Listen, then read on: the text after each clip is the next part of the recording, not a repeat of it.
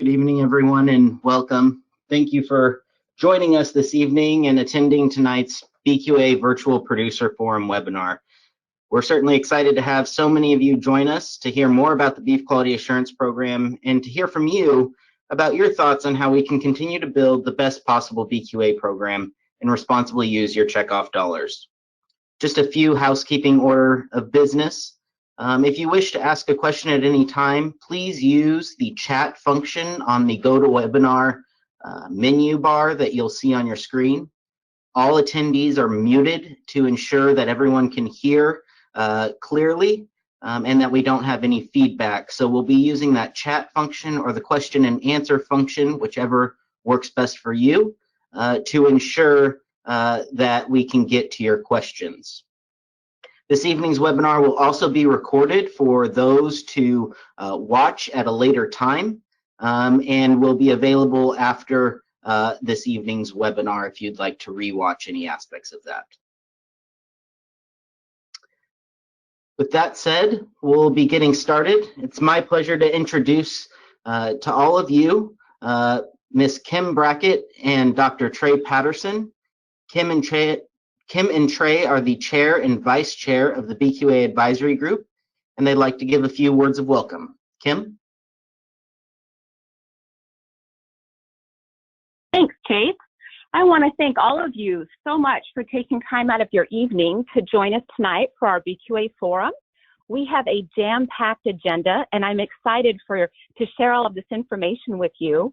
I know that everybody on this forum understands the value of BQA, and I want you to know how much I appreciate all of the work that you folks do to advance our BQA program.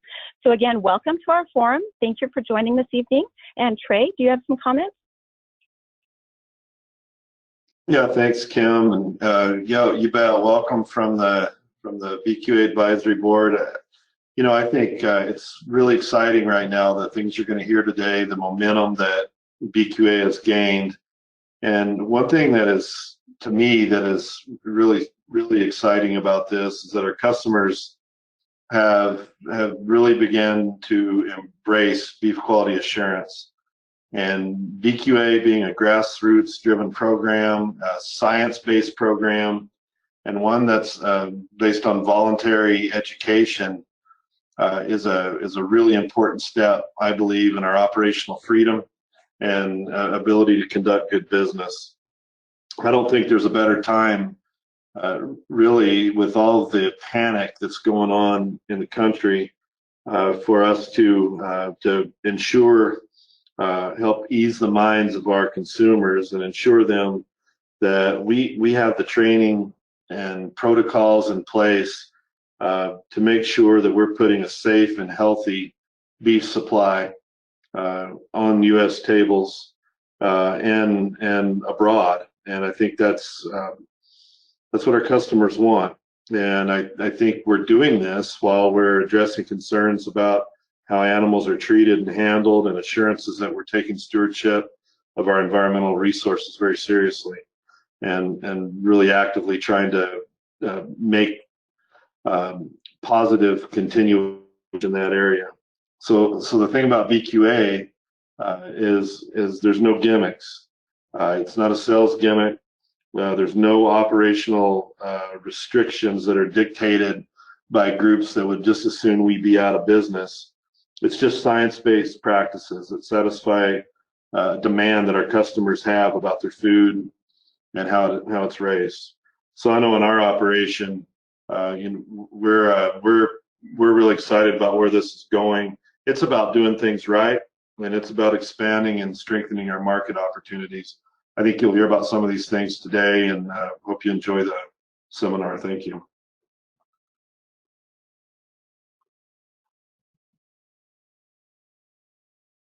Thank you, Trey. Now we're going to hear from our national BQA team and have them introduce themselves so that you get to know our staff a little bit better. Josh? Thanks, Chase. I'm Josh White. I'm the guy in the green shirt at the top. I lead the producer education and sustainability team here at NCBA, proud contractor to Beef Checkoff for the Beef Quality Assurance Program. I'm originally from Georgia, where I still have a family farm, that my dad takes care of day to day, and I own cattle there. Been here at NCBA for 6 years, and really excited again to repeat Trey about the progress we've made with BQA and this great team we've assembled to push the program forward and serve the industry. So with that, I'll hand it to Jesse. Thanks, Josh. My name is Jesse Fulton. I am the Director of Producer Education here at NCBA. I've been with NCBA and the BQA team for 5 years. I'm originally from Northeastern Kentucky. I have a master's from South Dakota State University focusing in fetal programming and meat science. I help out on the team with the National Beef Quality Audit, as well as our Cattlemen's College program that we do every year at convention. And now we'll hear from Jolie. Thanks, Jesse. Hi, everyone. My name is Jolie Fitzsimons. I'm that picture right next to Jesse there in the hat. I started with the BQA team in May as the manager of producer education, training, and event programs. In this role, I manage our online learning management system, our certificate database, as well as providing event support. I grew up on a small cow-calf operation in Northeast Colorado and got my degree in hospitality and event management, so it's been really great to be able to combine all of these backgrounds here on the team. I'm excited to be here and participate in my first BQA producer forum. Hello, everybody. My name is Grace Webb. I've been a part of the BQA team for about 15 years. My family and I are from Colorado, and I just want you to know how much we enjoy what we do here on BQA. Hi, everybody. My name is Dr. Julia Herman. I am the beef cattle specialist veterinarian here on the producer education team. And I grew up in northeastern Colorado also. So we have a few Colorado natives on the team. I studied at Colorado State University for all of my education, but I have a master's in epidemiology in addition to my veterinary medicine degree. I did have some time in private practice in Kansas, and also was on faculty at Colorado State University at the veterinary school before joining the team here just at a year ago. So excited to be here.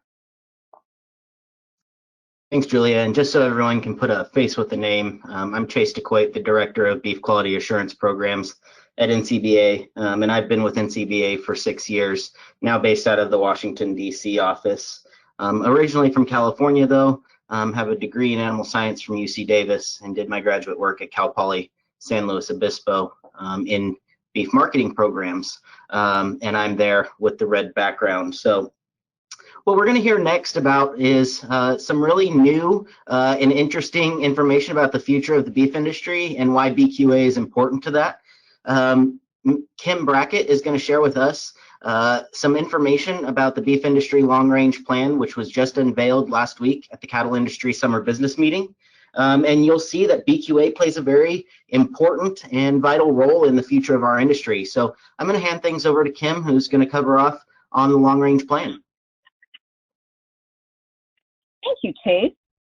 So maybe just a little bit of background to start off with on the long-range plan.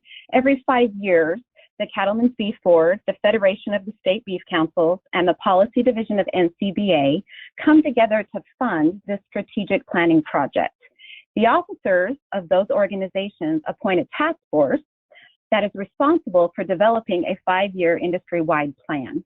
Those folks on the screen right now make up that task force, and I have to tell you how absolutely amazing those folks were.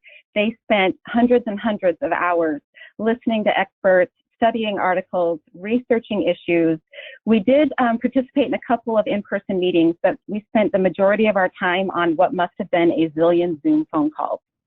They represent every segment of our industry, from seed stock all the way through packing and distribution. We also had a representative from the dairy industry, the animal health sector, and academia.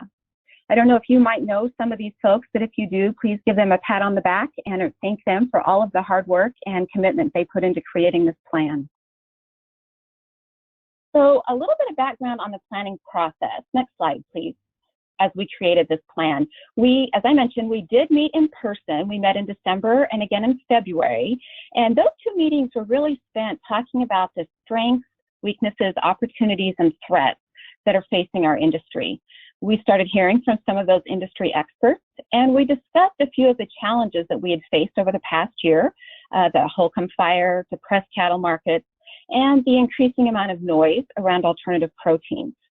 We also heard a lot of talk about the implementation of a trade deal, USMCA, and the Japanese free trade deal. We also discussed the prospect of a trade deal with China. And remember, we were in a strong economy at that time. Then March hit and everything changed. In April, we were dealing with the closure of packing plants, empty beef shelves, skyrocketing beef prices, and at the same time, cattle market was plummeting. As this crisis has progressed, we've witnessed an increasing amount of government involvement and a growing populist attitude among American citizens. So what that meant for our task force was that we had to try to assimilate all of those events and try to distinguish between what were the short-term issues and implications that we were facing and what are the long-term behavioral and economic changes that will impact our industry throughout the 5-year horizon of this plan. Next slide, please. So I'm going to spend just a couple of minutes on talking about a few of the key trends, issues, and assumptions that we discussed during the development of our long-range plan. We talked about the increasing societal interest in how beef is raised, including continued concerns about the environmental impact of beef production. We considered the continued optimism for long-term growth in beef exports. We spent a lot of hours discussing the growing frustration with market volatility and the lack of profitability. We learned about the heightened concerns surrounding the risks of biosecurity threats and future access to foreign markets due to our limited adoption of traceability.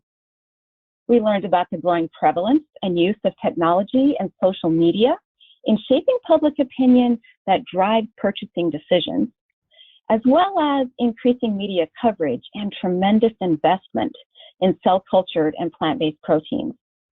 We talked about the increasing activism and cause-related marketing that fuels an anti-beef sentiment among a small number of consumers. And finally, we learned about the long-term changes in consumer behavior and food marketing due to the pandemic. Next slide, please. After the situational assessment, we worked on the vision and mission statement. Our vision statement is what we aspire for the future of our industry. And you'll notice that we use the word trusted. That's because we understand how critically important it is that we earn and maintain consumer trust. Yet at the same time, we wanted to paint a vision that we will become respected the world over for our commitment to quality, safety, and sustainability. Our mission for the next 5 years is focused on a prosperous and vibrant industry. Ultimately, the goal is to produce the most trusted, highest quality protein for a global marketplace and to do it sustainably. Next slide, please. In this long-range plan, we have 4 industry objectives. The first one is beef demand. Our task force recognizes that beef demand will continue to be foundational to the success of our industry. The next one is value capture. This objective is about focusing on the creation of new business and marketing models that capture more value for our products. Sustainability. I think it's important to note that there's multiple definitions for the word sustainability, but the definition we used in the development of this plan is the 3 pillars approach: environmental, economic, and social sustainability. Our final industry objective is traceability. Our task force recognizes that a nationwide traceability program would allow for immediate and effective management and mitigation of an animal disease outbreak, and we encourage industry to take the next step and make traceability a reality. Next slide, please. In addition to the 4 industry objectives, we also developed 6 core strategies that support those objectives.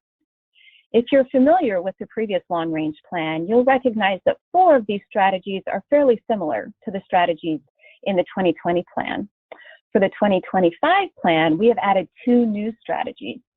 But for tonight's purposes, the most important one is the second core strategy, grow consumer trust in beef production. Next slide, please. Consumers are increasingly interested in making food choices based on their personal values, which leads to the concerns they have about sustainability of their food supply.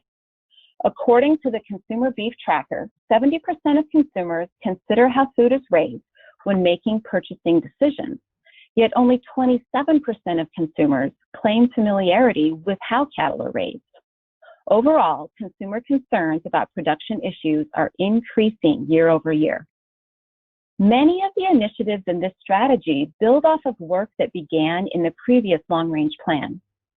During the process of creating this 2025 plan, experts shared with our task force that the number one unprompted concern consumers have about beef is animal welfare. At the same time, we learned that based on an initiative in the last long-range plan, industry conducted a market research focus group to determine how consumers would react to learning about the Beef Quality Assurance Program. You will hear more about the results of turning BQA into a consumer-facing program later in tonight's agenda. The results of that market research focus group show that when consumers learned about our BQA program, their perceptions of how cattle are raised improved by 26 percentage points. As a result, we have an initiative in this plan to expand efforts in educating the public about BQA and its impact on animal well-being. In addition to this initiative, we have set the goal of increasing BQA certifications by a cumulative total of 10% per year and creating a standardized set of BQA certification requirements by 2023.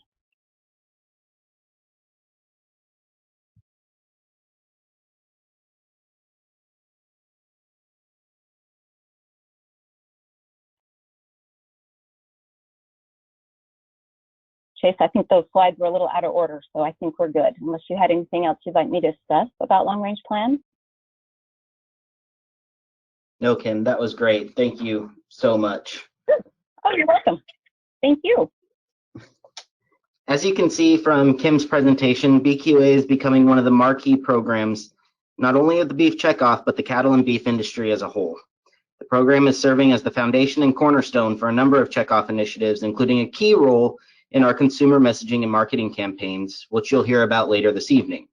Additionally, BQA serves an important role in measuring and improving the industry's sustainability initiatives, oftentimes as the backbone of various sustainability research initiatives. And in our work with the beef supply chain and retail and food service partners, BQA serves as an example of our industry's responsibility story and our proactive steps in ensuring a safe and responsibly raised beef supply. I'll hand things over to Josh White, who's going to share more about BQA's important role in our industry. Thanks, Chase. Again, I don't have too much to add to the great comments already made by Kim, Trey, and Chase.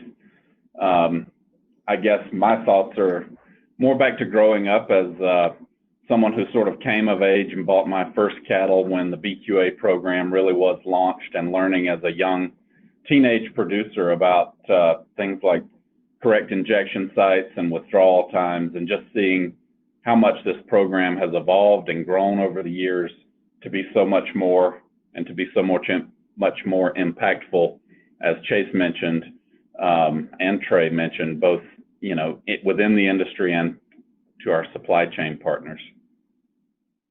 I don't want to steal the thunder of the presenters to come, but you're going to hear about a lot of these bullets that are outlined, how we're collaborating with industry groups to make sure that all sectors of the industry are receiving the education they need if they're willing to join in on the BQA initiative.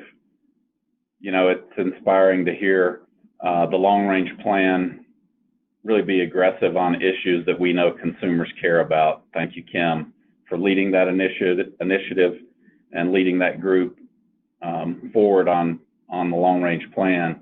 And it's impressive to see that the respect the BQA program has and the ability to evolve the program and continue to be on the cutting edge has also allowed it to be picked up by both industry, supply chain, other checkoff contractors such as the U.S. Meat Export Federation in how they represent how we raise beef, and even some of the sustainability initiatives to rely on BQA for both animal care and welfare proxy.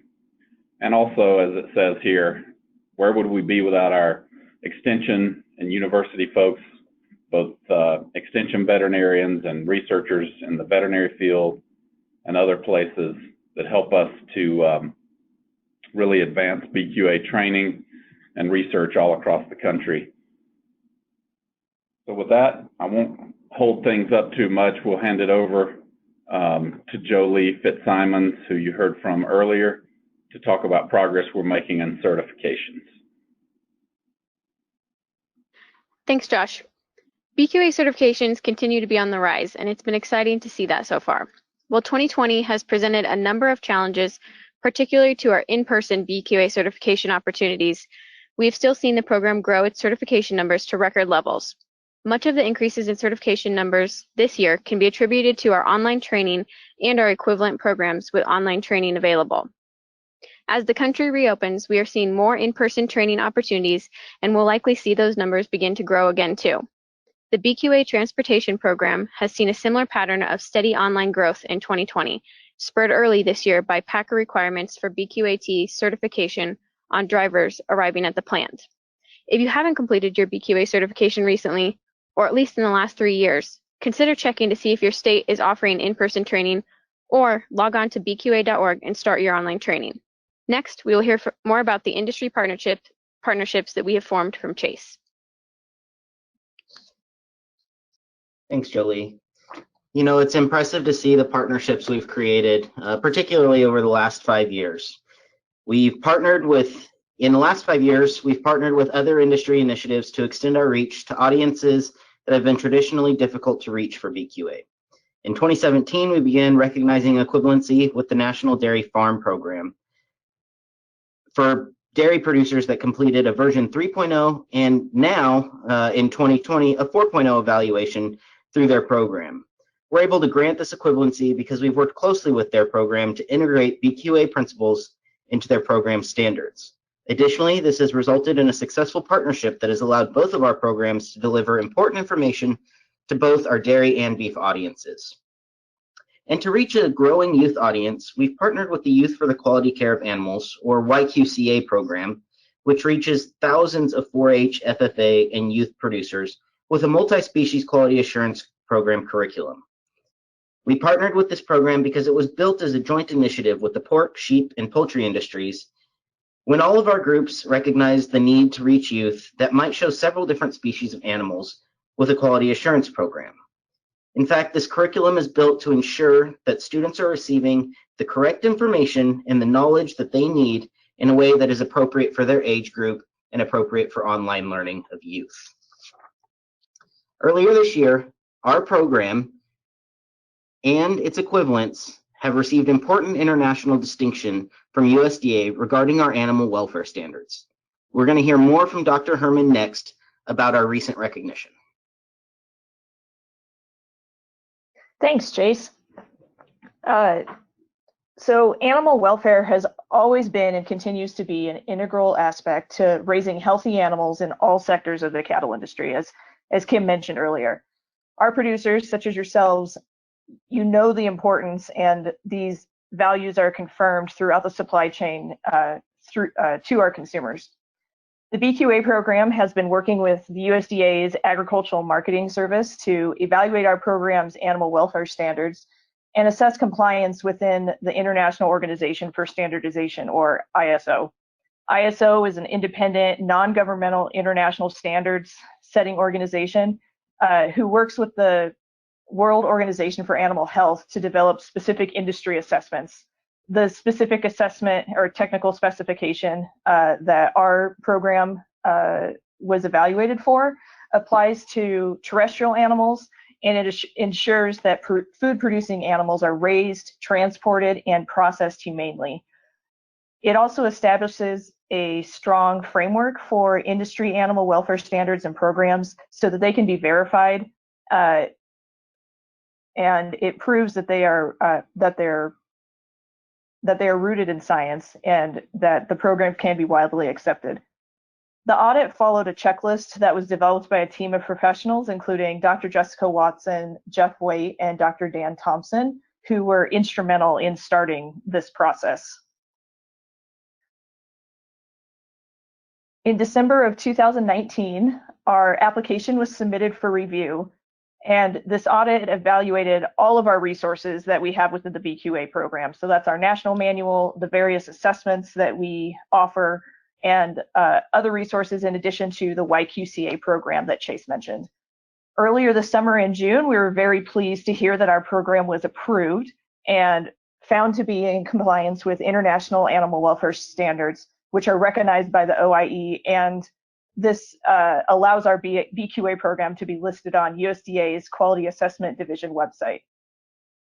With an industry-leading animal welfare program whose standards were certified by a third party, we are very proud to demonstrate to the world how committed our cattle producers are to their animals and their care, because it's the right thing to do. This is undoubtedly will have positive implications all along the supply chain, including consumers in domestic and international markets. We're very excited to be able to share this with you this summer. So now I'm going to turn it over to Susan Solario, who will share highlights from our consumer marketing campaign surrounding BQA. Great, thank you so much, Julia. Hello, everyone. I'm Susan Solario. I have the pleasure of leading up your consumer marketing programs on behalf of the Beef It's What's for Dinner brand, which is 100% funded by the Beef Checkoff program at NCBA. I too have been with NCBA for more than 10 years now. I actually also started out in the DC office, and then Chase and I switched places, and I am now based in our Denver location. And I've had the opportunity really to see Beef It's What's for Dinner, the iconic brand founded by the Checkoff nearly 30 years ago, through a number of major transitions that I wanted to share with you today. Part of this started back in 2017 when we relaunched the Beef It's What's for Dinner brand, and for the first time really tried to tell all of the different stories about why beef is the #1 protein under the Beef It's What's for Dinner brand. Historically, many of you probably recognize recipes, and we've always talked about cut information. But in 2017, we went through a major overhaul, starting with our beefitswhatsfordinner.com website, where we consolidated that website from 8 different websites into one digital hub about all things beef. So if you go there today, you'll see different sections of the website. You'll continue to see things about beef recipes, cuts, and cooking information. We know that about 90% of our website traffic continues to be people coming to us because they want a great beef eating experience. But then we also know that people that go to other sections of the website, like the nutrition section or the raising beef section, which includes information about everything related to how beef is raised, whether it's about beef quality assurance, sustainability, even other introducing beef farmers and ranchers to the general public, that consumers tend to spend more time on those sections of the website. And you can see, I think the results speak for themselves. Since we relaunched that website back in 2017, we've had more than 32 million visits to that website. It represents about a 90% increase in website traffic by really consolidating those websites and making the best use of your checkoff dollars. And when we relaunched the Beef It's What's for Dinner brand, one of the first things that we really wanted to do was find a way to showcase how beef is raised and tell stories about the people that raise beef today. We did that through our first program called Rethink the Ranch. You see a little sneak peek there up on your screen, which for the first time put together a series of videos and other assets to really showcase you, the producers, that are behind the iconic Beef It's What's for Dinner brand. And that campaign was so successful back in 2017 and had such a great consumer response that we really wanted to try to find a way to bring forward more of how beef is raised, and again, especially talk about how the animal welfare aspect. We had an opportunity to work with Chase and Josh and Jesse and the rest of the beef quality assurance team in looking at market research, as Kim mentioned. We found that one of the top concerns for consumers when it comes to how beef is raised is that animal welfare piece. But when we briefly introduced consumers to the fact that there was a program, Beef Quality Assurance, that helped make sure that across the board, producers were really doing the right things and walking the walk on farms and ranches, as we say internally, then consumers felt much better and much more positively about beef overall. And so we had the chance to bring to life a campaign that would introduce to consumers the Beef Quality Assurance Program for the first time. And I want to show you just one example of a video that we produced as part of that Beef Quality Assurance direct-to-consumer campaign. Before beef is what's for dinner, it starts out here, which should come as no surprise. What might surprise you, though, is how cattle are treated out here. Thanks, in large part, to Beef Quality Assurance, a voluntary program that focuses on the right way to raise cattle. And more farmers and ranchers than ever have chosen to be BQA certified. Because for them, the right way is the only way. Beef, it's what's for dinner. Great. So hopefully you got a sneak peek of that. Jesse Fulton and I on the BQA team, as well as a big camera crew, had a chance to spend time with 2 of our BQA certified producers and really bring that video to life. But that's just one example. I'd encourage you to check out beefitswhatsfordinner.com, see that full video, which was part of a bigger campaign that included videos, radio advertisements, social media and digital advertising, as well as a variety of other PR tactics. And you see up here some of the results that, again, I think speak for themselves. Not only did we have more than 62 million impressions from our advertising as well as from our earned media efforts, Josh actually did a variety of radio media tour interviews from around the country that resulted in more than 22 million radio impressions. Those videos that I just showed you have had more than 12 million video views. We've had more than 4 million social engagements. And I know the BQA team during the months of October and November of 2019 saw a record-breaking online BQA certification of more than 10,000. But that's not just all. We truly changed consumer perceptions if you look at some of the market research data that our market research team fields. The months that we were in market for that 8-week period, really pushing that beef quality assurance message to consumers, we saw a significant increase in the percentage of consumers that agree that beef is raised humanely, as well as the percentage of consumers that agree that beef is raised responsibly. So that's something we're looking forward to continuing to do as we move into FY 2020 and FY 2021, is really try to address some of these production myths that consumers have about beef by finding creative ways to do that through the Beef It's What's for Dinner brand. So on the next slide, what you'll see is the way we've continued to do that and address some of those beef myths. Not only have we looked for fun ways in some of our social media static images, you see a couple of examples of ways that we've really tried to debunk some of those beef myths through ads like "Nicely Done Beef, your carbon hoof print barely leaves a trace," or "Nicely Done Beef, your sustainable practices pump the brakes on climate change." These are just a few examples of several nicely done ads, which is our creative wrapper for Beef It's What's for Dinner, that have been on social media and digital media over the past 7 or 8 weeks. We launched these back in January of 2020 this year. And in addition to that, we really wanted to bring forward different ways that we could use beef experts, whether that was beef producer or even researchers, to really try and debunk these myths through a series of videos that we called Real Facts About Real Beef. And I want to show you one example of those videos as well. Cattle production farming is harmful to the environment, creating soil erosion, water pollution, and poor air quality. Well, I would say that the vast majority of ranches, of farms that I've seen in my lifetime, did the opposite. They actually improved the land. And the reason for this is that a ranch properly run will sequester carbon. It will promote biodiversity. Find out more at beefitswhatsfordinner.com. So a special thanks also to Chase and Jesse, who helped us film those videos as well. Again, a great partnership that our marketing team has with the BQA team. As I mentioned, we launched those videos and those digital ads back in January of 2020. And since we launched that overall Beef Myths campaign, we've had more than 85 million impressions, 7 million video views. There's a lot more of those videos on the Beef It's What's for Dinner YouTube channel, so be sure to check them out. And more than 300,000 social media engagements. And that's something we're going to continue to address with myths as we move forward with Beef It's What's for Dinner, and especially into our next fiscal year. So from here, I'll turn it over to my colleague, Sarah Reese, to tell you a little bit more about some of our programs. Hi everyone, my name is Sarah Reese and I'm the Senior Director of Influencer Engagement at NCBA. And we know on the influencer side that chefs are a truly influential group when it comes to how people make food decisions. They're also a trusted source of information for both consumers as well as their peers.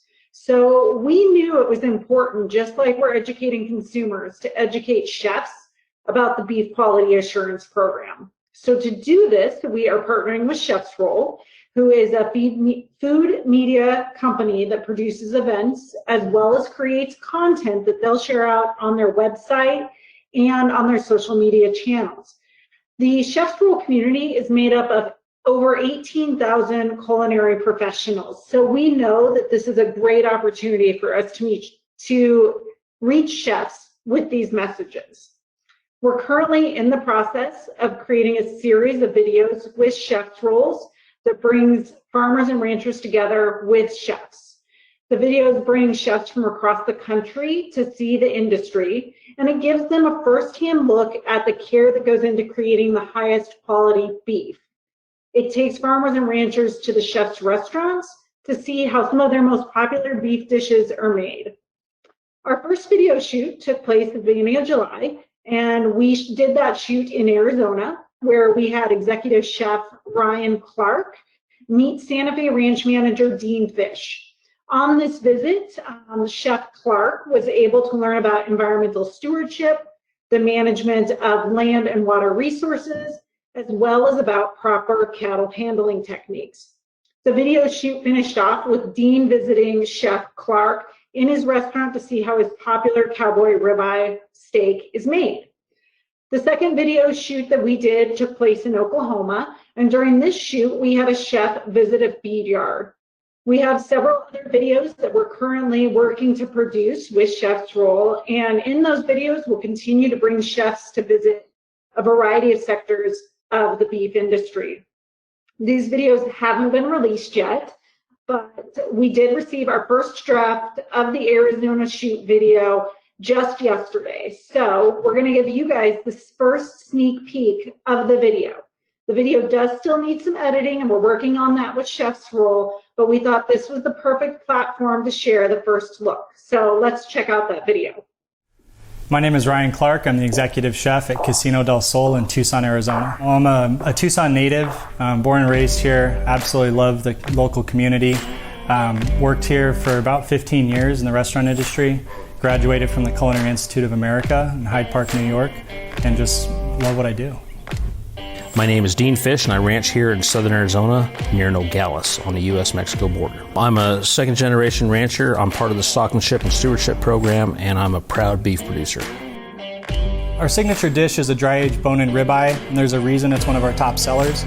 We lightly rub the export ribeye with local whiskey and then let it dry-age for 35 days. The intensity of the dry-age concentrates the flavor, makes the beef taste more flavorful, more tender, and more luxurious. The bone-in steak is cooked over cast iron heat, which creates a deep and even caramelized exterior. We finish the dish by basting the steak with an aromatic butter. The overused term farm to table is making a transition to chef to farm or chef to ranch. I think it's important that chefs visit the makers that they work with and see all the hard work firsthand. And my favorite part about touring the ranch was seeing the relationship that Dean has with the livestock. You can tell his passion and the care he has for the cattle go above and beyond. It's quite an amazing experience to see all the hard work on the ranch that brings beef to our tables at home and into our restaurants. Being a farmer rancher means that we have a responsibility to properly care for the livestock and the natural resources that we raise those livestock on. A chef to me it's a responsible position. You know, you're cooking for the public, and a lot of chefs don't think about nutrition, but we want to make sure that we're really fueling our bodies. So it's sourcing, it's technique in the kitchen, it's making sure that we're taking care of people. Beef, it's what's for dinner. We want to give a big thanks to Dean Fish as well as the other producers that are working with us to create these videos. They're giving us their time and inviting us into their operations to get a firsthand look at what they're doing. And this really shows their commitment to the Beef Quality Assurance Program. So thank you guys so much for your help with that. Stay tuned for this video as well as the premiere of the additional videos coming in the near future. And with that, I'll turn it back over to Julia Herman. Thank you both, Sarah and Susan, for all you and your teams have done to promote BQA to our consumers and our supply chain. It's really exciting to see the creativity behind the scenes come out in these final products. So maintaining consumer trust in the animal health realm is also important to our team. This includes keeping our herds healthy by protecting them from everyday diseases and also foreign animal diseases, which could have impacts on animal health and welfare, our economy, and trade. In light of this, earlier this year, the European Commission for the Control of Foot and Mouth Disease, which is part of the Food and Agriculture Organization of the United Nations, offered a foot and mouth disease specific in-person training course in Uganda. Foot and mouth disease, if you are not familiar with it, is the most contagious viral disease that affects cloven-hoofed livestock, including cattle, and it would be devastating to our livestock industry and economy if it were to enter the continent. This was the first time such a course was open to veterinarians and animal health professionals from North America, and I was fortunate to be able to go and represent the US cattle industry. I was able to engage with professionals from 7 different countries, and what we did was we worked with local farmers, local veterinarians who deal with this disease on a daily basis, and better understand the veterinarian's role in dealing with such an outbreak. And then we also got to understand the different testing and diagnostics and also the biosecurity practices that could affect the risk to other farmers and animals. This timely biosecurity course was the foundation to many biosecurity and emergency action training resources for producers and veterinarians that we at the producer education team have been developing in partnership with the Secure Beef Supply team. It was a tremendous experience that I hope will continue to resonate as we develop preventative measures to protect the cattle industry in the US and North America. And we were able to see some really tremendous breeds of cattle, as you can see from the pictures. I have lots more pictures if you need to see them, but more to come on biosecurity later. So now Chase will go over some of the resources that we have been rolling out. Yeah, thanks, Julia. It's really important that we're prepared for things like FMD, and obviously I think in the state of 2020, we've learned how important it is to be prepared for those things. So an excellent opportunity you had there to help our entire industry be prepared and to hopefully prevent FMD from entering the United States and North America. Last summer, we relaunched the BQA National Manual, and it had been nearly a decade since our program actually updated this important document. The manual serves as a cornerstone of our program and truly establishes the guidelines and principles that all of BQA's resources and training programs are built upon. One of those resources is the BQA Field Guide, as a matter of fact. This was built on that foundation set by the National Manual last summer and was actually just released a couple of months ago. The resource serves as a quick on-farm guide to BQA for cattle producers. The digital version, if you go to bqa.org and access that, is actually fully interactive. Videos and diagrams that you can click on and watch are built into the document, so I'd encourage you to check that out. Printed versions of this document are being distributed through our state BQA programs starting this fall. Another area that we worked on and launched earlier this year, or reintroduced, is our new online training modules for BQA and training and certification. In 2017, when we first launched our online training modules for the BQA program and managed them at NCBA as a contractor to the checkoff, we promised that we would update these training modules every 3 years. That would ensure that those producers who came back through our online training to be recertified would not have to go through the same experience every time. And we'll continue to update these every 3 years so that the training experience and the focused principles are new and fresh. Like Jolie said, if you haven't done your BQA certification recently, I encourage you to check with your BQA state coordinator and see if there's any in-person training opportunities. And if not, go to bqa.org and check out our online training. Next, I'm going to introduce to you a really exciting area around BQA and a program that we're very proud of because for us, it showcases the best of the BQA program and truly the best of the cattle industry each and every year. For over a decade, the BQA program has partnered with Cargill to recognize outstanding cattle operations and businesses that participate in BQA in the cow-calf, feeder, dairy, and marketer segments of our industry. Additionally, we partner with Boehringer Ingelheim to award an Educator Award each year to an individual who has done great things through the BQA program and extend valuable BQA training and knowledge to producers across the country. Let's watch a video that recognizes our 2020 BQA Award winners.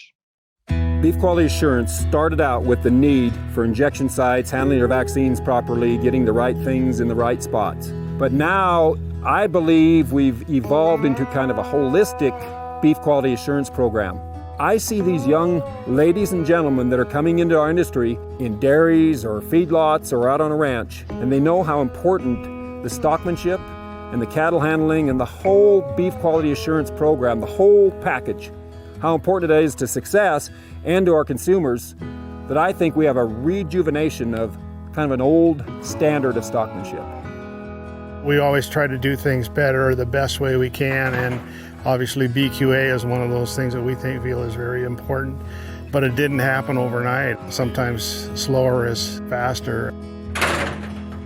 My dad always coined it as being kind of a blue ribbon operation. And so with that as the kind of the vision and the mission and the background of what we're doing here, everyone takes that to heart. And we can see it all the way through. We see it in our cattle, we see it on our employees, we see it on the bottom line. And this is all kind of, I guess in my mind, follows this not only best management practices, but beef quality assurance. I mean, for us to be assured that we're doing a good job, we have to do the little things and we have to do them right. There's a lot to do in the day, but I love getting up every day to do it. With everything we do, the gentler that we can handle cattle, the easier on those carcasses we're going to be. I've been surprised implementing BQA guidelines, how efficient it has made us, not only financially, but production-wise. It's been amazing. You know, you think you're really good, and then you go to the presentations and you hear something that piques your interest. And we've tried to adapt the things that will fit our operation. I know we have learned a lot from it.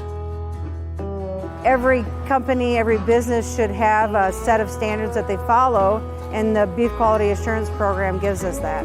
It was easy to implement because we were doing a lot of those things already. So just to become compliant and really follow the protocol, I think was important to us. We've actually added an employee to assist with our training and just give us overall more consistency so that we're teaching the same person the same thing. With that training, yeah, we want that animal to be as comfortable as they can, so we have a healthy animal. And so as producers, we do a lot of good things. You eat, sleep, and drink this business to do a good job. Beef Quality Assurance is a good program for all of our consignors to be involved in because it helps show that they understand best production methods, best production practices, and so usually if a producer is BQA certified, it means they're doing other things right as well. We provide a way for buyers all over the United States and even into Canada to purchase cattle and basically just advertise the cattle the best that we can to give that consignor the best dollar that we can get on today's market. Night had 9, sold the cattle 128.75. Good job. The videos are kind of the leaders now. We've preached this quality assurance program to our customers, as has the universities and the packers, and it's helped a lot. The people in the cattle business, their word is their bond, and you don't find that very many places nowadays. We are in a world today where there's a lot of people that don't really understand ranching or farming very well, and when people are asking questions about what we do or why we do it the way we do, it's a really nice thing to fall back on, that we're certified beef quality assurance producers and that we're doing our absolute best to ensure that we're doing things right.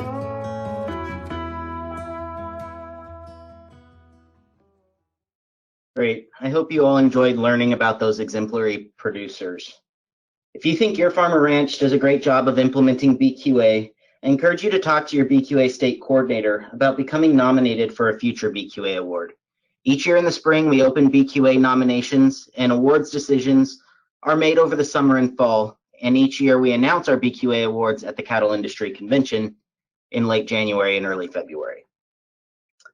Next, we're going to hear more about some of our current projects we're working on and some exciting new developments for BQA. We're going to start with Jesse Fulton, who's going to share more about our self-assessments and BQA's role in the development of an industry-wide feed yard audit. Jesse? Thank you, Chase. I'd first like to start off with the Cattle Industry Feedyard Audit. The first thing that I want to note about the audit is that this is not a beef checkoff funded project. This is funded by the NCBA Policy Division, which is membership dollars. The only reason we are discussing it here in the BQA Producer Forum is because it has its roots in the BQA Feed Yard Assessment, and the BQA team anticipates continuing to educate and support feed yards through assistance in working through the feed yard assessment. This is so that if a feed yard producer completes the BQA Feed Yard Assessment, they are prepared for the Cattle Industry Feed Yard Audit. The goal here is that by aligning to an industry audit tool, we can prevent feed yards being subjected to multiple audits. It is designed to be an industry-wide audit that can be used as a baseline for industry implementation. The audit is facilitated between the feed yard and the audit owner. The audit owner is any beef industry entity that wants to have an audit conducted on the feed yard. The audit will be PACO certified. PACO is the Professional Animal Auditor Certification Organization. Because of this, the audit will only be conducted by PACO certified auditors. To learn more about PACO, visit animalauditor.org. The audit is currently under review with the PACO Quality and Standards Committee, with hopes to have it rolled out to the industry in the fall of 2020. Again, I want to reiterate that this is not a beef checkoff funded project, but we want you to be up to speed on this important project. Now for an update on the BQA CalCAF assessment. The last time the checkoff funded BQA CalCAF assessment was updated was in 2007. With many changes to the industry and strategy of the BQA program over the last 13 years, it was time to update the CalCAF assessment with the goal of making it a useful tool for CalCAF producers across the country. A working group was established to review and determine what content of the previous CalCAF assessment needed to be updated. The working group determined that for the cattle observation section of the assessment, further cattle handling and observation research needed to be conducted to ensure we are setting the correct benchmarks for each of the observations for the cow-calf sector. This project will take researchers to many cow-calf operations across the country that will vary in herd size to determine what the benchmark should be for identified cattle handling observations for the cow-calf sector of the industry. If you have any questions on the cow-calf industry feed yard audit tool or the BQA cow-calf assessment, I would be happy to address those during the Q&A at the end of this forum. Now for an update on what BQA is currently doing in the biosecurity arena of the cattle industry from Dr. Julia Herman. Thanks, Jesse. So these, if 2020 has taught us anything, is biosecurity is should be top of mind in the human realm and then also the animal realm. Biosecurity is highlighted in projects like the ones Jesse just mentioned, and we really wanted to expand that education and those resources around the biosecurity topic. So with lessons taken from the foot and mouth disease course in Uganda and continuing the partnership with Secure Beef Supply, we wanted resources open to all people working on a livestock operation who could access and learn more about biosecurity practices. We want farmers, ranchers, employers, employees, owners, managers, family members, neighbors, anybody who has a responsibility to the cattle operation to be able to have this information and understand why biosecurity is so important. I think you all will recognize some precautions you take on a daily basis already as you go through this training. But this this continuing education really tries to cover all aspects that should be considered, from animal movement to worker training to pest control and more. The template that we are designing is designed such that it is customizable to your specific operation, and it really gives you the flexibility in determining what works best for you and your team. We have two platforms that we're developing this education. One is a fillable PDF style template that is being designed right now. It actually went to design services yesterday, and it will live on the BQA website for anyone to access. The second platform is an online module that will be presented in a similar format to our current BQA modules. This is projected to be coming out by the end of the year. And at the end of this interactive module, participants will be able to print out their operations biosecurity plan and then have that on file. These daily biosecurity plans are meant to be filled out using the operations resource team, which could include your family, veterinarian, nutritionist, extension agents, BQA state coordinators, the list goes on. The idea is to understand what practices you are doing now to protect your herd, and then set continuous improvement goals each time you revisit this plan. Having a written plan now during peacetime is easier to develop versus if we were during an active disease outbreak and then you're trying to decide all of these goals. Importantly, we worked, as mentioned, we worked with Secure Beef Supply to ensure the language is similar so that when an operation moves to an enhanced biosecurity plan, which focuses on foreign animal disease such as foot and mouth disease, the producer already has some of the biosecurity steps in place from the daily template, and it makes filling out that enhanced biosecurity plan a little bit easier. These enhanced biosecurity plans have more specific steps to a foreign animal disease, and these biosecurity plans will be needed for permitted movement during a foreign animal disease outbreak and may play a role in indemnity for affected herds. So these are really important for all of our producers to be thinking about and start planning for in case something happens in the future. The producer education team is here to help with any biosecurity specific questions or any other ideas you may have to advance on your operations, and keep a lookout for these education resources coming in the next few months. Now I'll pass it back to Jesse, and he's going to go over some of our state project grants. Thank you, Julia. The state project grant that the National BQA team works on is fairly new. In an effort to continuously improve and develop the BQA program and build on the strength of our extensive network of state BQA programs, each year we make available funds for state project grants. These grants are intended to be used to either further research and discover best practices that improve the safety of beef and enhance the BQA program, build tools and resources for training, or even strengthen underfunded state BQA programs. In 2020, some of the projects we funded, including the Mid-Atlantic BQA Initiative, which works to help state BQA programs along the East Coast work together to reach otherwise underserved areas, and even dairy producers in an area that does not always have the resources to reach their cattle producers.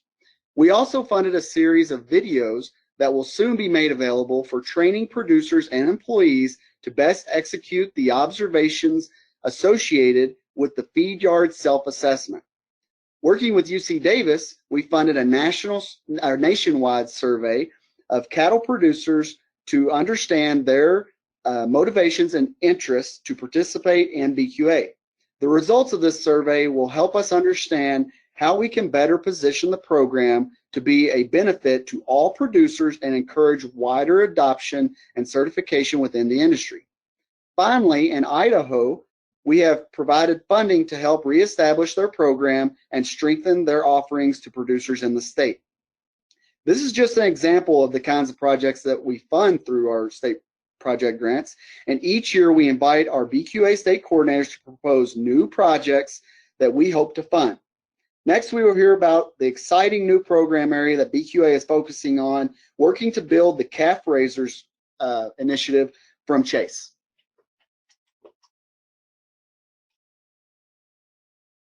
Thanks, Jesse, and that's a really important part of our program and a really good way that we engage with our state BQA coordinators and our state BQA programs.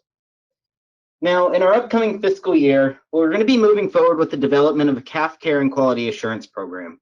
This is being developed as a joint initiative with several industry partners, including the National Dairy Farm Program, the Veal Quality Assurance Program, and the Dairy Calf and Heifer Association. As the calf raiser segment of our joint dairy and beef industries is growing, producers have come to our organizations looking for the development of a quality assurance program like BQA or FARM that can ensure customers that they are responsibly raising calves for the next segment of the industry. The program will include training and self-assessment resources, with the first pieces rolling out in early 2021. This will be a brand new component of the BQA program and the other industry initiatives that we participate in. Next, another development we're working on is a BQA mobile app. As our industry and our producers increasingly adopt technology and turn to their mobile devices for information and tools, we're proactively beginning the development of a BQA app.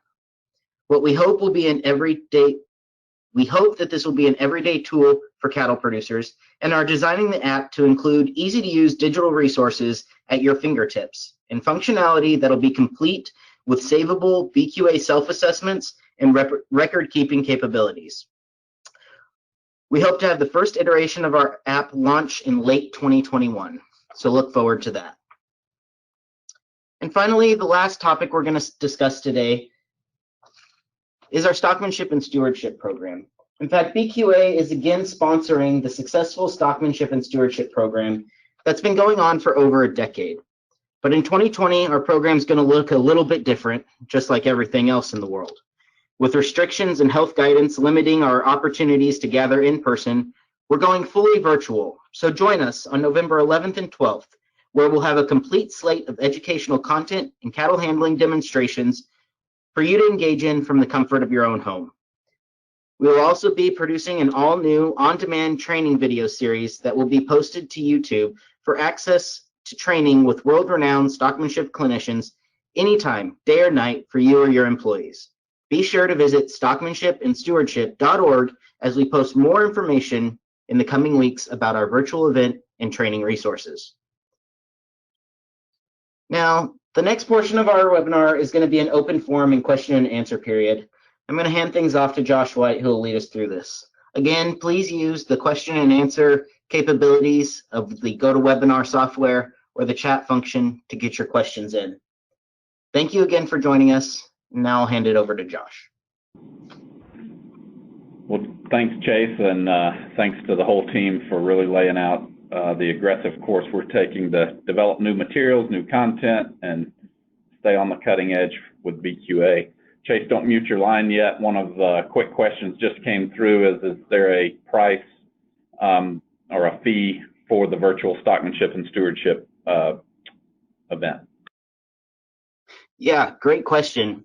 You know, since we're going fully virtual this year and with the great support of our program, Beef Quality Assurance, as well as the additional support that we receive from Merck Animal Health, our virtual event is going to be cost-free. So this will be a no-cost event that you can register for. We'll encourage you to register early, and there will be some incentives to do so, but there will be no cost for you to join virtually, which will be a great benefit. As you know, a lot of our stockmanship events that we've done in the past in person have had some costs associated with them to cover meals and facility expenses, but by going fully virtual, we want as many people as possible to have access to the great content we're going to provide. Thanks. Just sorting through, as Chase mentioned, just go ahead and type in your questions. We do have several kudos to the team and thank yous for the work we're doing. So again, thank you to the team, and also several questions about information on incentives or special BQA certified sales. I think a lot of those came in as we were watching the auction market video, part of that award winner video. So I know we do have some information. I don't have it currently pulled up from CSU that did an evaluation last year on premiums associated with BQA certified producers in video auction markets. Chase, I'm not sure if you or somebody else on the line has the ability to look that up right quick, but see if we can get that answer for you here real quick. I do have that.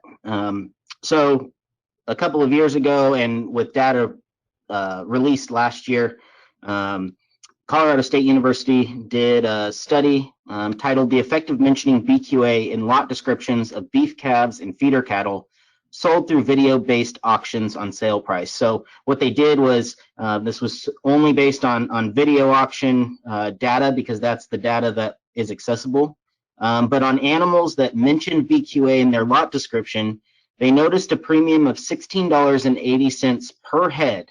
And when looking at that, the effect was really about $2.71 a hundredweight when they did the statistical analysis on the average weight of the cattle in the study that they looked at. So the industry is looking at doing more research and including live cattle sales and the data that might be available there. But when they did this study, they just didn't have enough data in that setting to do that. But they did notice a significant premium associated with BQA being tied to those cattle. So if you're selling cattle in video auction or really anywhere, it behooves you not to mention and include BQA as a descriptor of your cattle in that certification, and take credit where credit is due, because they are noticing some of those premiums. So encourage you to do that.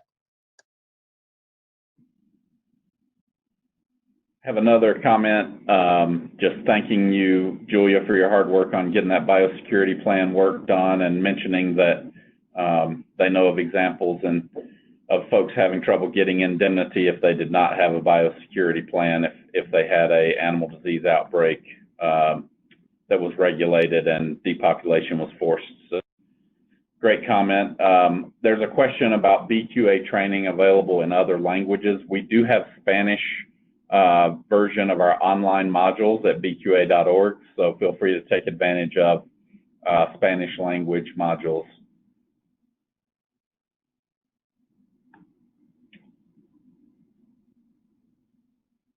Question about elaborating on traceability, and I believe that Kim Brackett had to jump off of the call, so we can certainly forward her this question and get back to you via email. Happy to do that. They're having a county fair in Kim's area, so I think her kids are participating in that, so really appreciate her taking the time to jump on with us early to answer it.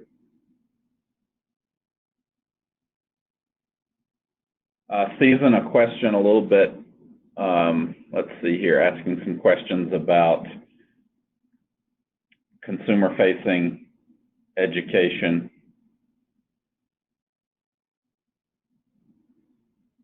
How are we connecting consumer-facing education with BQA? I think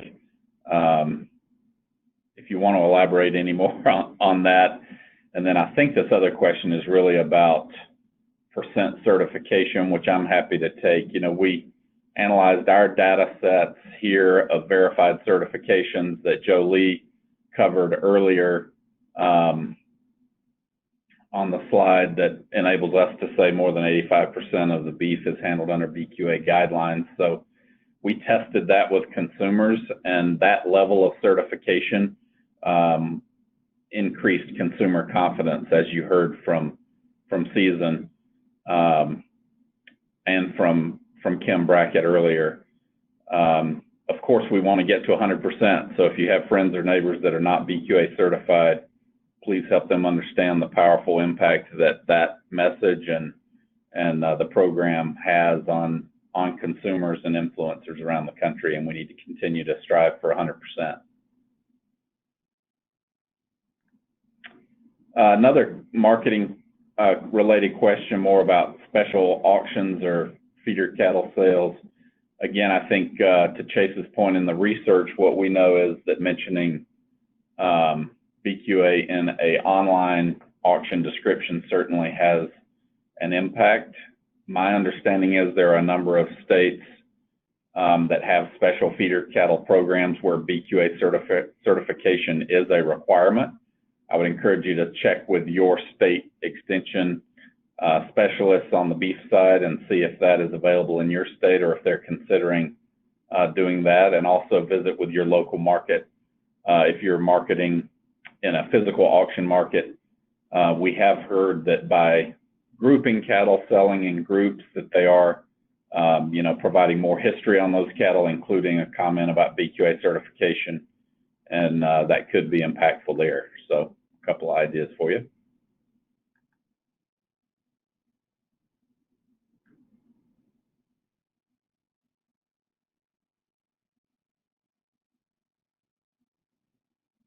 Question about BQA transportation, and Jesse, I may ask you to back me up on this one with some comments. I know you've been out doing a lot of, before we got into the COVID deal, you did a lot of the in-person. They're asking if we could elaborate on who is participating in those trainings. I know that the vast majority of the online certifications have been for professional haulers, contract haulers and professional haulers, with some of our packers requiring a BQA transportation certification before they can drop cattle off. A lot of those requirements began around the first of the year, but Jesse, happy for you to comment on that as well, what you've seen out there. Yeah, Josh. So when it comes to the BQAT transportation trainings, a lot of them are several hauling groups that are going to the major packing plants. You know, there is a requirement in place by many of those, especially with Cargill and Tyson. I do know that if you arrive at the plant, they will let, and you do not have a BQAT card on you, they will inform you that you are not allowed to deliver to the plant again until you complete that certification. The last plant I was at, they had signs up everywhere in the scale house, and they also were handing out folders full of information on how to get BQAT certified.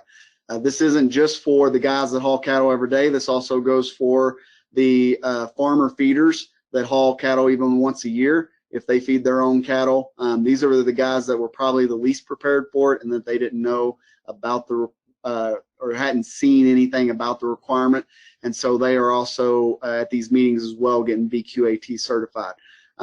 If you are BQAT certified or need to get BQAT certified, that certification is good for 3 years. One thing that should work for you, we do send a card to you that has your BQAT certification on it. I know it's kind of hard to keep up with those cards, so if you take a picture with your cellular device and just keep that image on your phone, you can show that at the plant, most of the plants that I've talked to, and they will accept that. So I know right now it's pretty hard to get to a BQAT certification meeting because of COVID, but we do offer that for free 24/7 at bqa.org. Thanks. And we had a question about the BQA study related to marketing. I believe that is still posted at bqa.org. If you go to our website, you should be able to find that. Yep, on the bottom of bqa.org, you can find more information about that. Again, that was done by Colorado State, and I know they had intentions of following up with some live cattle auctions as well. So,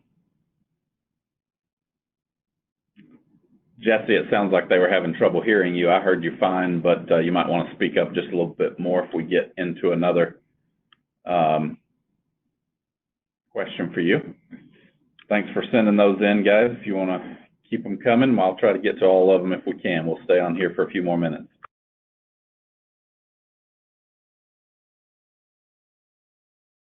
There's a question about BQAT requirements to markets. I would encourage you to contact your auction market or feed yard or other entities that you deal with hauling cattle. I know that some feed yards are encouraging that for people that are delivering to them to be BQAT certified.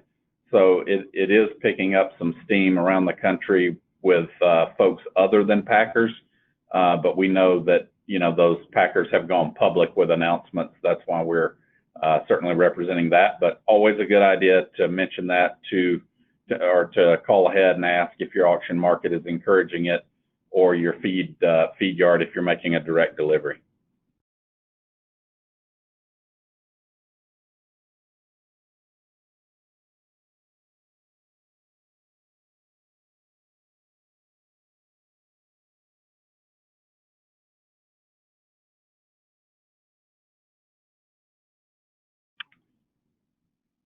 All right, it looks like we're just about done here. If anybody has another question, get it on in. Susan or Sarah, any comments? We did have that one question earlier that I was trying to decipher on future plans for rolling things out to our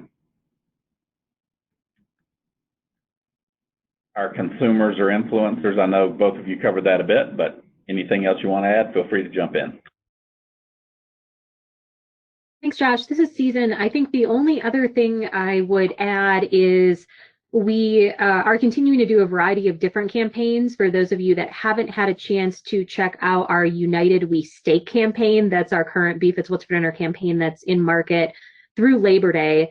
And while the campaign is focused a little bit more on the delicious taste of beef and recipes, and in particular, we hand cut 50 state-shaped steaks. You can see them on unitedwesteak.com.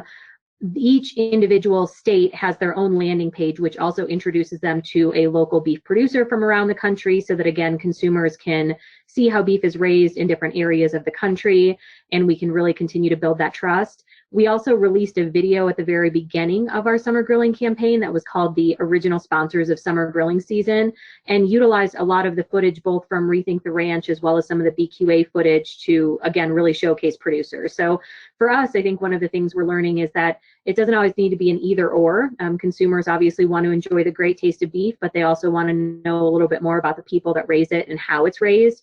And I think United We Steak and that Original Sponsors of Summer Grilling Season, as well as even the video that Sarah shared today, are really great examples of how we can marry all of those different things together.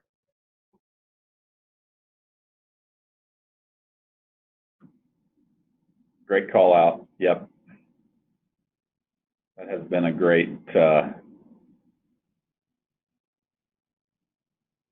that's been a great rollout, and I do encourage people to check it out. Sorry, I'm reading another question. You know how I can multitask here. So a question about getting reminders about BQA certification and that sort of thing. Jolie, I'll let you take that if you're still on to explain how the online system sends out those reminders.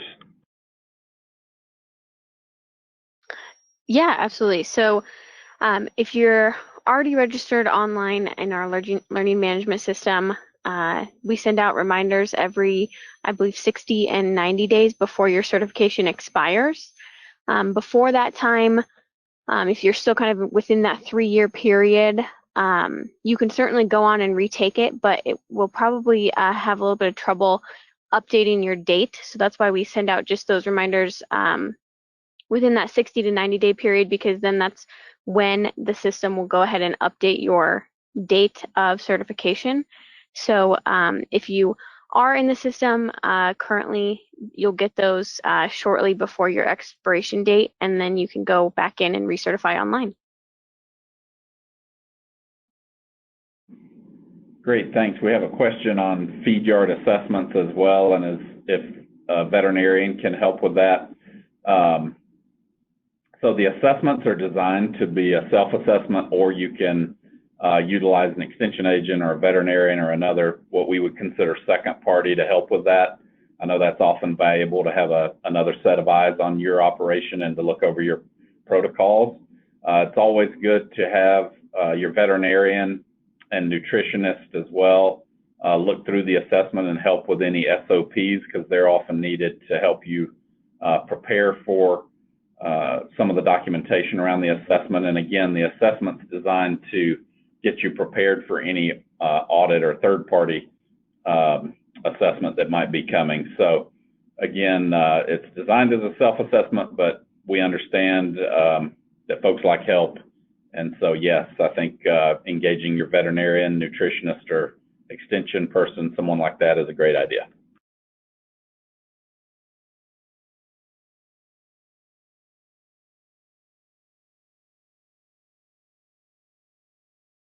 A question about some of the resources and how you can get a hold of if you wanted print resources. It's always good to start with your state BQA coordinator. You can find that person on the BQA.org website. All of the contact information for all state BQA coordinators is available at BQA.org. Some of that information has been branded up with the state information or with some additional state content. If that doesn't work for you, feel free to fill out the email. There's an email link there that you can ask for information from the National BQA team as well. So we can try to get you information that has been mentioned on the website or other supporting information. And of course, if you go under the manuals tab or some of the resources tabs on the BQA.org website, all of that's available to download or print for yourself as well. As Chase mentioned, some of those resources are moving into more of an interactive format. So you may find it better to utilize your digital devices to access those.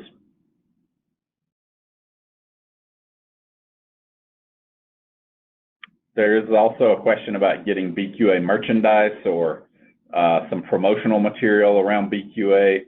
Again, visit with your state BQA coordinator. We're always working with them to order materials like that in bulk and share the cost.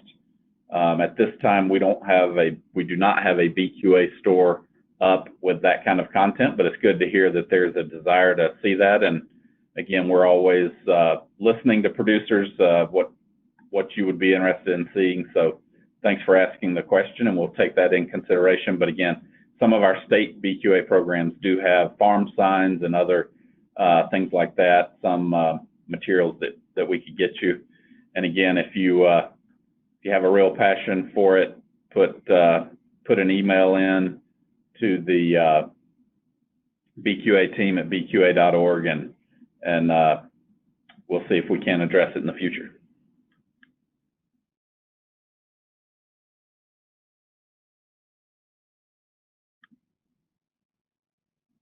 I believe that is just about all of the questions that are in, and I know we've kept everyone for a long time here. Thanks for sticking with us and joining the program tonight.